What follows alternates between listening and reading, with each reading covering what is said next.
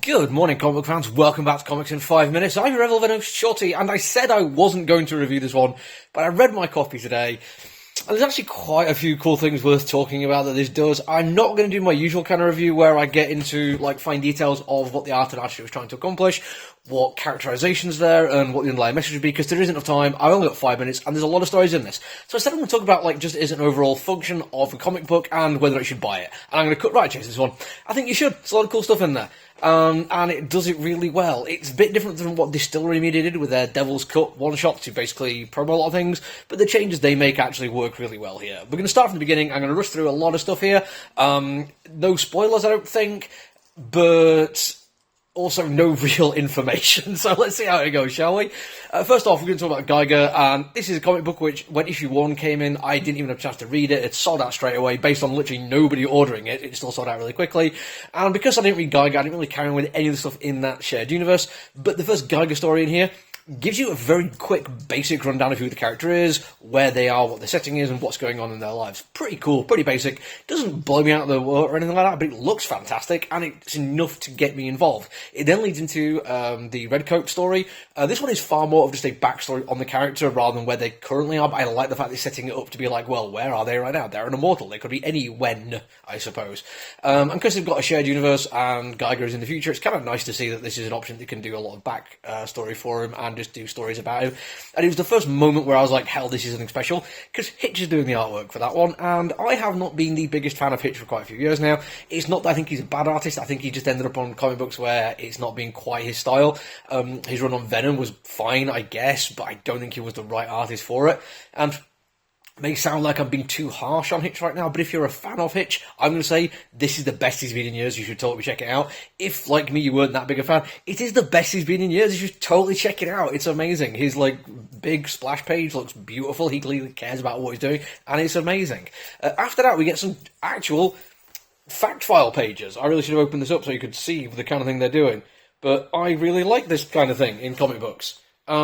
Yeah, I mean, it is very much the whole tell, don't show kind of thing, but comic books allows this as part of the medium. It's a known thing that comic books can do.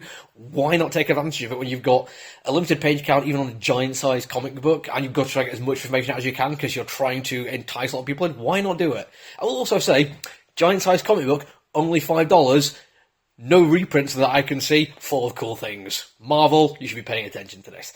After that, we get the brand new one they're going to do, or one of the brand new ones they're doing, Rook. I can't remember if it's got a subtitle to it, but it looks to be a fairly cool dystopic sci-fi story. I like the setting, I like the characterization, the character design for the most part looks absolutely fantastic. It's also the first one I read or think would make an absolutely fantastic tabletop RPG.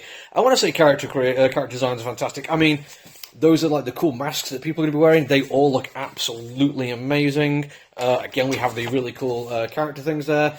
But then there's one for this really intelligent polymath scientist who's one of the greatest hopes of sorting everything out. And it's also just very convenient that she looks that hot, I guess. I don't know. Sounds a bit wish fulfillment-y to me, guys. But you do you.